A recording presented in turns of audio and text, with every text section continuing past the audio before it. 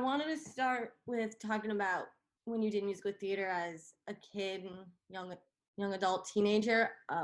When you were doing community theater, was there a role that you got the chance to do that was the one that was like, this is why I want to do musical theater. This is the role that did it for me. Yes, and that role is Dorothy in The Wizard of Oz. Especially being from Kansas, and I was in Kansas when it happened. It was totally game changing, and I had done roles at this is at Music Theater of Wichita, an incredible regional theater in my hometown, Wichita, Kansas. I um, I had been doing shows with them since I was 8, and I had played Brigitte von Trapp in The Sound of Music, and but I think I was too young and didn't really realize I was not a child star by any means. I was certainly not a child who knew that I wanted to do this. I was definitely a young adult when I knew I wanted to do this. So it was Dorothy. Um, and it was a paid professional role. And I was 16, and I thought, oh my gosh, I can die happy. Like I'm like, this is the end. Like this, I'm like, I've reached all my dreams have come true essentially, right? And at that point, if I had never performed ever again, I would say I did it all. Like it was that satisfying for me. And of course, you know that the story doesn't end there. So that was a really really big, I think, shift in my desire to really really really pursue it. Mhm. Funny, I never put together that like you did Wizard of Oz, then Wicked. I just Isn't realized that wild? that's so Isn't that weird. wild? And that Wicked was my debut, my Broadway debut. It Yep. was so fun. We all pinched ourselves, just being like, "What?" It's so funny. And that's like so like full circle, like a It time is. circle. It really. So you went to college for musical theater at the That's University right. of Michigan. I did. Yes. So looking back at your time there, was there maybe some like advice that you got from a professor, advisor that you still carry with you today when you audition or on stage performing? Yes, I mean, definitely.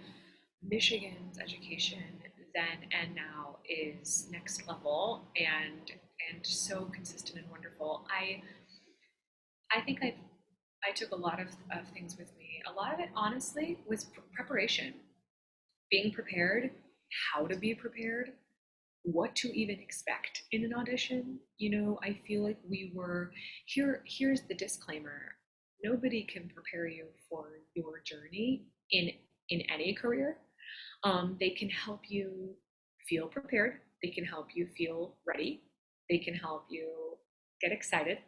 But no one can really like tell you everything that you're going to experience in your journey. And so I feel like the professors that poured into me were hugely pivotal in encouraging me and building me up, and then saying, "Hey, Desi, this is what's going to be asked of you in a Broadway audition. And here are all of the different things that could come your way. And so, how about we try to prepare as much as possible?" That kind of idea. Does that make sense? Um, and then the rest of it is sort of like, fly, little dove. Like, whatever's going to happen to you in your journey is something that only you can kind of work through. But yeah, I felt like I really did have an idea. Also, working and meeting with people who were in the industry at the time. So as a college age Desi, I got a chance to meet Broadway stars, current stars and on Broadway, but also casting directors and producers, and we got a chance to really hear from their side of things. Again, which is all their individual journeys. So you can kind of take little bits and pieces and get with that, get as much out of that as you can. So when you're performing, whether it's doing like you have like your EP, so if you're like singing that or performing like a role, what kind of impact do you hope your performance has on the people who watch you? Oh, love that question. I hope that I'm just able to share an honest version of myself, and whether that means to connect to the artistry, which is maybe a song I wrote, or the artistry, which is maybe a song Sarah Bareilles wrote, okay? Or like, it's just, I hope to honor the truth of the story and the truth of me, meaning I can't be perfect. I can't go out there and give a perfect performance. Hopefully, no one's expecting that, but in your mind, we think, of course, they are. Everyone is. We just think everyone's expecting perfection. So, to go and honor the artistry of the material that I'm working on, and to hopefully go and honor my human experience, if somebody can take something from that, I have done my job. And if somebody can't take something from that, then I can still say I showed up and was true and was honest. Move on to your Broadway debut, which we just talked about, was in Wicked. And you were a swing when you made your Broadway debut in Wicked, right? That's right. Okay. I was the universal swing, which meant that I was swinging not just for the Broadway company, and not just for the Broadway company and the first national, but for the Broadway company, the first national tour, and the second national tour all at once. So that means learning over 15 women's ensemble roles and hopping in and out of them all over the country, whether I was on tour or in New York if I was in the Broadway company. That's insane. It was insane. Yeah. It was absolutely the most absolute crazy thing I've ever done in my entire life. Let me tell you, it taught me a lot. It taught me how to, again, do my best, forget the rest, right? Like, see if I can honor the show, honor what I do, and remember that small mistakes, I can't worry about small mistakes, right? Like, if I desired to have perfection in a swinging role, and anybody who's listening, like, that's laughable. Those two words cannot go in the same sentence. Okay, perfection and swing. Hello, doing their best, coming in to, to fill in for another person's role, and that also goes for understudies and also goes for standbys. Um, Showing up, doing what you can to honor the role, to honor those around you, to be respectful of whoever's role you are stepping into. Kind of knowing your place there and I don't mean that in a negative way, I mean that in an honorable way, and doing your best. And so it taught me professionalism like no other. Like, I think it really taught me how to really, especially as a young person, so excited after my education in Michigan, like there was no space for, I'm gonna walk into this show and I'm gonna put my stamp all over it. It was like, Des, what's going on? This show has been running for like 12 years. We know what you need to do. Thank you for bringing your energy. We love you. Please just do what's on the page. You know what I mean? Like, it was a humbling experience. It was a humbling experience, but I do think it taught me a lot of the professionalism that I carry with me today. So you were the Elphaba understudy during your time in Wicked, and you were seeing firsthand the person who was playing the role 8 times a week going on. You're like watching them do this role that's very difficult. So what did anyone that you were covering the role for give you some form of advice, kind of like we were talking about with when you were in Michigan, like advice that you and you did the role but still made it your own without making it like kind of like a mockery, I guess? No, totally.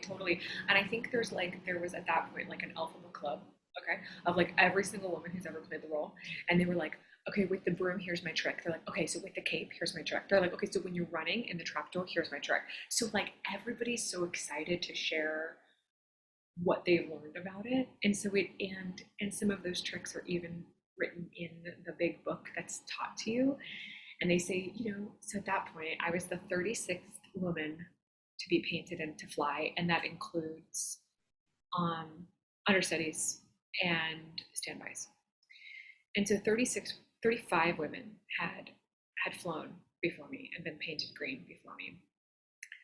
So there's like, that's a significant amount. And that's also, it's not a very big amount. It's kind of cool. Like, it's kind of neat. Like, all right, it's a small group of us, right? We would all be able to fit in a room together. But at the same time, that's a lot of folks who would be like, okay, so they're, when I'm being taught the role, they're like, okay, some Elphabas love this. some Elphabas love this, and some Elphabas love that. So there's like all these like options kind of passed down based on preference for the women who are carrying this role on their back.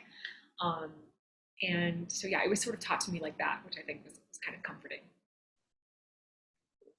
So what was it like the first time you got to go on for Elphaba? What was that feeling like? Oh my gosh, crazy. It was out of body. I was out of an out of body experience. I actually can remember. I have snapshots in my mind. So it wasn't all a blur. I have some snapshots in my mind, and when I go back to those snapshots, I have to be honest. It's like, it's terrifying. In a fun way, in an exciting way. I do remember that when I went up um, for Defying Gravity, it was such an adrenaline release that, and it's kind of a marker of the show that you're halfway there, right? Because it's the end of Act One. So there's something very satisfying about like riding up in this levitator, belting at the top of your range, feeling your heartbeat out of your chest, and then being like, okay, we're halfway there. So I have some really, really strong memories of it, and most of them very positive, but a couple of them being like, oh my gosh, I can't believe I did that. Eva alternate in the first national tour to Caroline Bowman. My best friend. Yes, okay. I like knew that, but I'm like, watch me get that fact wrong. No, that's a true fact. We traveled the country together, both playing the role, which was awesome. And so a lot of people, like when I've like read and stuff, have said just how rewarding getting to play her was, and it was an absolute dream to get to do that. So what did playing her mean to you, and what was your journey like with that character? Yeah, I feel like something that Caroline and I both talked about was like playing somebody who a lot of people don't really respect.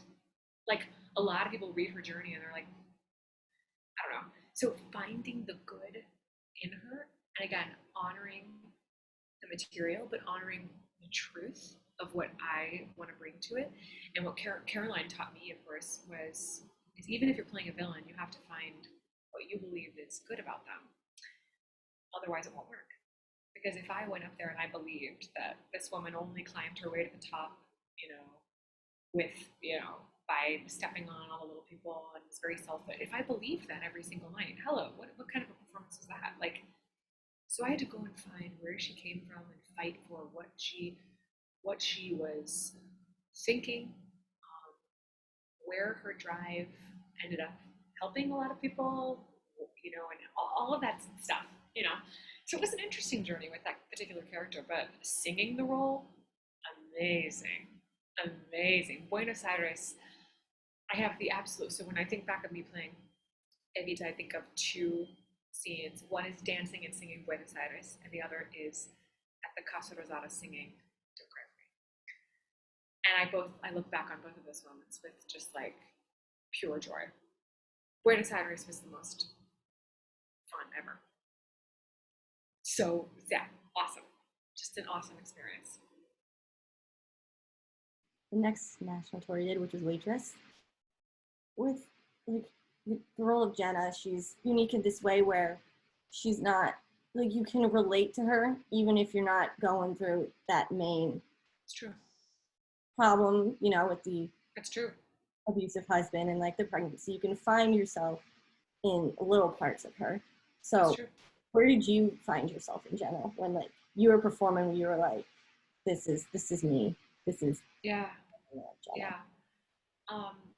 I think that there were so many parts of her that I did relate to and so many parts that I couldn't. And I have felt that that feeling of fear, but being sort of paralyzed in it. So she felt very stuck in a lot of ways, whereas the audience members could watch that and be like, get up and leave, girl. What are you doing? Why are you sitting here allowing all this to happen? But as several, of us who have ever had a feeling like abuse or like the power or manipulation of those relationships around us, it's a lot more complicated than that. You can't just, Jenna couldn't just, get up and go. Something that I really related to about Jenna was like how she used my Jenna. Okay, I don't mean to say this, but like my Jenna was pretty funny. So I really found a lot of her humor hilarious, like a dry sense of humor. How she's not really trying to be funny. She's just funny. Um, and then the part that broke my heart every night was that she had no idea how gifted she was. Um, this woman's pies, I mean, was equivalent to, you know, an athlete at a competing level, a singer who's very well known. Like this is how well she baked. You know what I mean? And so, and she's just off the highway, baking at this diner, and she had no idea how good she was, and I that broke my heart out every night because maybe if she knew how good she was, or if she recognized her worth, she maybe would just walk right out of there. And eventually, she did recognize her worth, and that's because of Dr. Powder. It's these very strange, and then eventually, her daughter. Spoiler alert! Sorry, everyone, but so that's what's so beautiful is like recognizing when we realize and recognize our worth. You know how everything changes. Part two. You know what I mean? Yeah.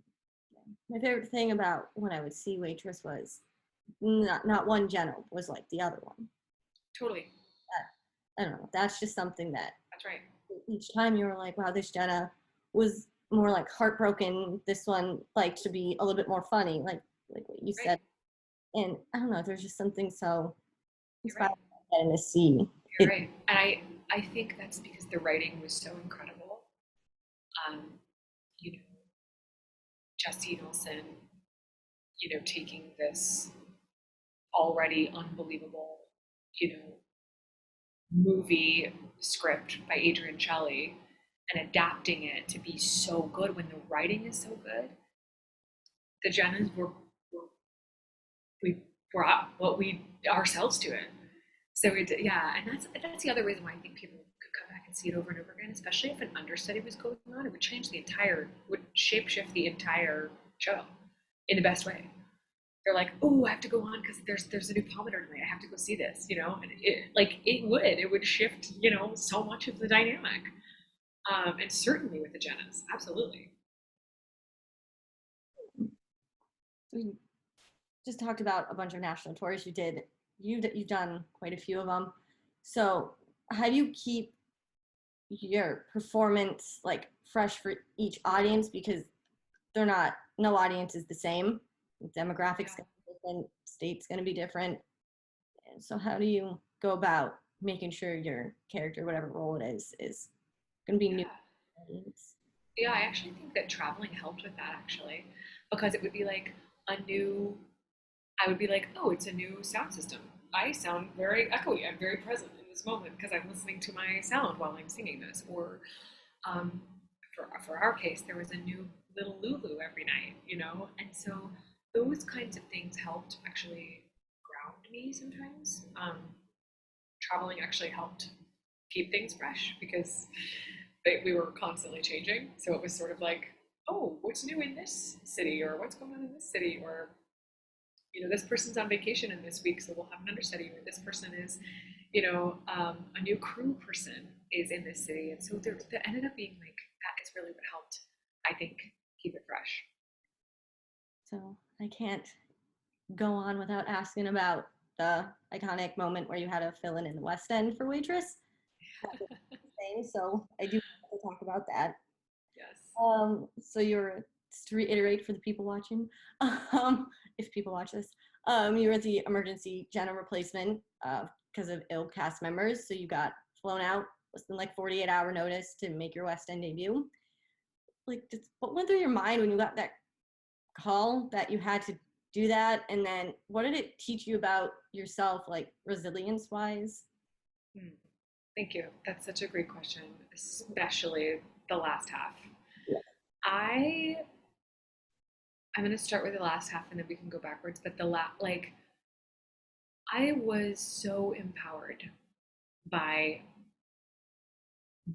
I'm not somebody who says I can do hard things. I think I've lived an incredibly privileged, lucky life, and I feel like I work hard, and I feel like I care a lot, and I work hard, but I have never really said, "Wow, because there's so many individuals who do what I do, and even better than how I do it, you know." And so when I got that call and I went out there, I spoke to myself at that final bow in a way that literally shapeshifted my life. And I don't mean just like my career. Like I saw myself and I looked at myself and I spoke to myself with so much respect and kindness. And I allowed myself to feel very proud of myself. And that is a feeling I would wish upon every human. It was incredibly empowering. Um, and yeah, what went through my mind when I got the call, I have to say, I'm going to clarify, it was a little bit more protection than just you're going to go and you're going to go, hi, on Monday night, you are going to star as Jenna on the West End. It was not like that. They said, we want to get you on a plane, Desi. We might have you as backup. We're not positive what's going to happen. We don't know if you're going to go on. We want to get you on a plane and it leaves in 10 hours. So can we get you on this plane? So it was one step at a time that led me to that. Does that make sense? So when I was on the plane and I was trying to review the role and I was kind of having a hard time, since obviously I'm not in the apron in my sneakers, I'm like on the plane and I was having a hard time. I wasn't afraid. I knew that I would have my time and everything would make sense. I didn't have this. I had a feeling I would go on. I just didn't know. I think that really protected me a lot.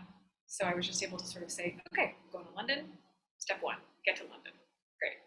Step two, relearn the role. Okay, one rehearsal. Got it. I can relearn the role. Oh, I'm going on. Oh, okay, got it.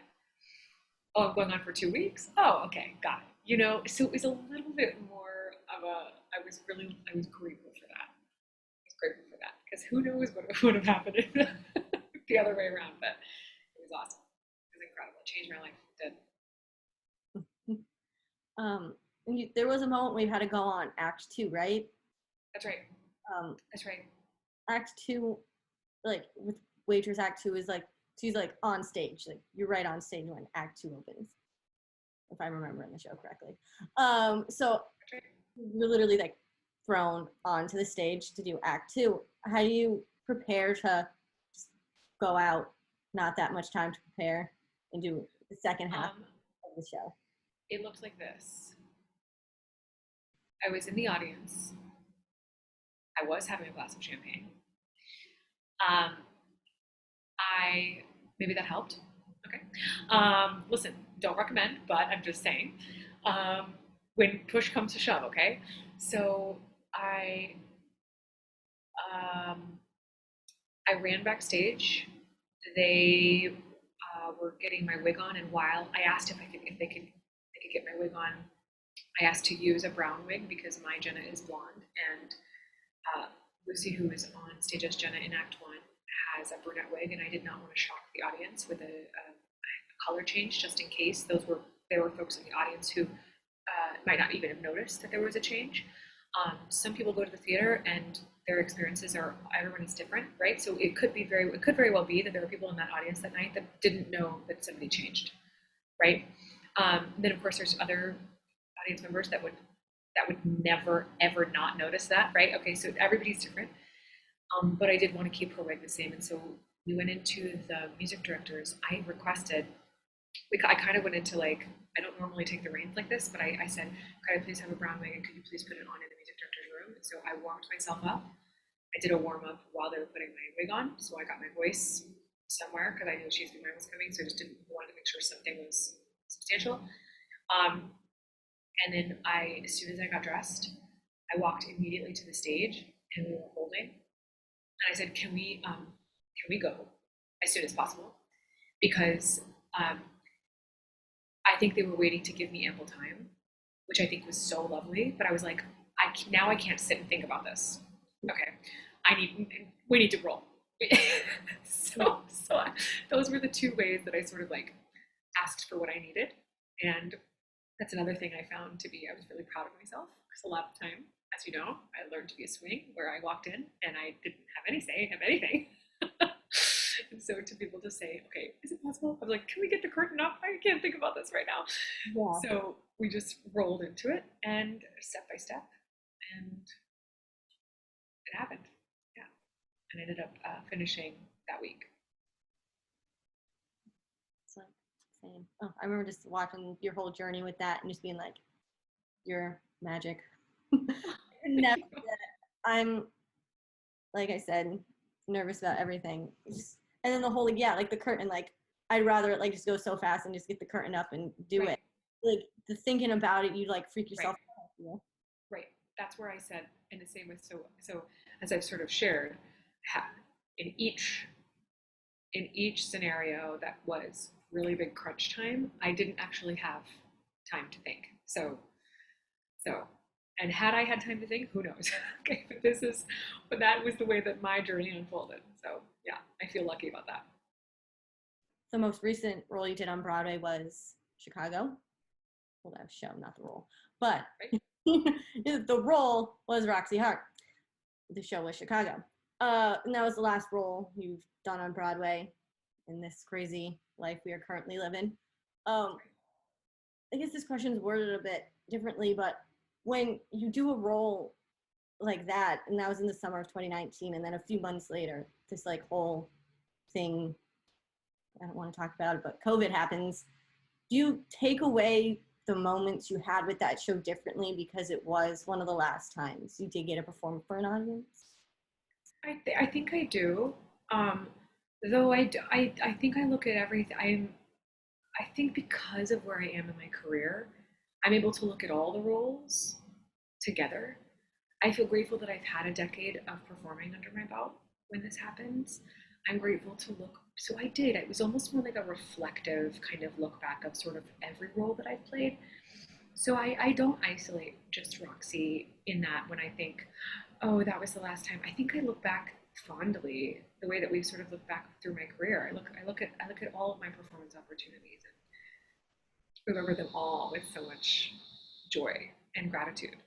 Um, but I certainly miss my Roxie. I mean, she was the most fun I've ever had on stage in my entire life, ever, ever. The most freedom I have ever felt on stage was playing that role. And so yeah, it gets its own little, I guess, badge of honor in that way. So yeah, um, but I definitely sort of I look back at all of them, you know, with so much gratitude. I just want to ask about some workshops that you've done. You very active in helping the young performers through workshopping. Um, when you're teaching another student, a kid, how to perform, it's not like how to perform, but what is that reward that you receive when you're done with the class that you're teaching? Yeah, I find it incredibly rewarding to share my journey. That's all I'm really doing is I'm sharing my journey and my knowledge. I'm not necessarily saying what's right and what's wrong or how to get where I am. Again, this is the same as what I said before. Everyone's journey is their own. So I just kind of like to say, this is one particular journey that happened and it happens to be mine. And I love to share about the voice. I love to talk about my journey with the voice. In college, I had vocal surgery, which led me to a wonderful discovery of how my instrument works over the last, I don't remember how long ago that was, 15, almost 15 years ago now, 13. I'll get some of those years back. So I love to teach people about how to take care of their instrument, how to take care of their voice, especially if they're pursuing, any sort of vocal performance at all.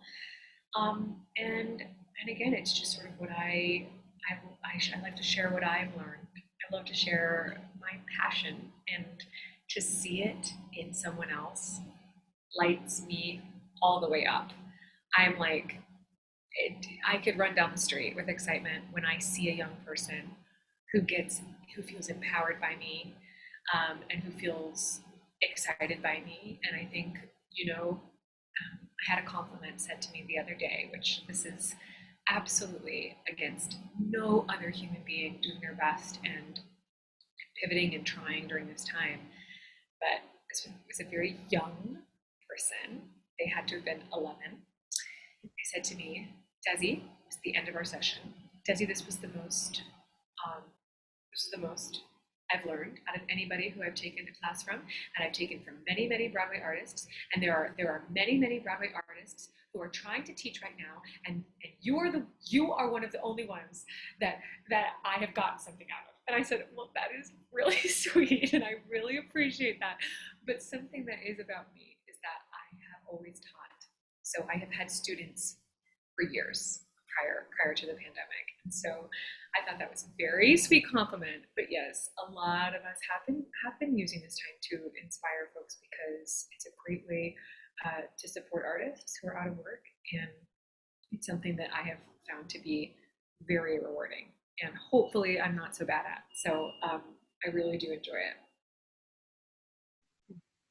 We're going to get to our final question. I like to wrap up my video with asking about the reopening of Broadway in the fall. So, as we all are aware, we know that it's opening, and there's a lot of performers who are advocating for change in the industry. So what is something that you would like to see be different when musical theater as a whole, or like the Broadway community, gets to open again? Oh, yes. I would love to see a change in not only representation on stage, but representation um, behind all of the scenes. Okay, so finding, BIPOC who are writing work, okay, producing work. I would love to see Black artists' work elevated. I would love to see Black producers stepping in. I would love to see people of color's work coming to the forefront. I would love to see, so not just on stage, right, which is a wonderful, fabulous thing, but also truly like the creators of that work to be given a place, really, not just at the table, but just have the table. and then not only that, but also I think representation across the board can be also, folks with disabilities, folks with you know identities that are not what would maybe be mainstream. And I feel like all of that representation matters so much. And I really do want to see it not just on stage, but being the work that we celebrate as well.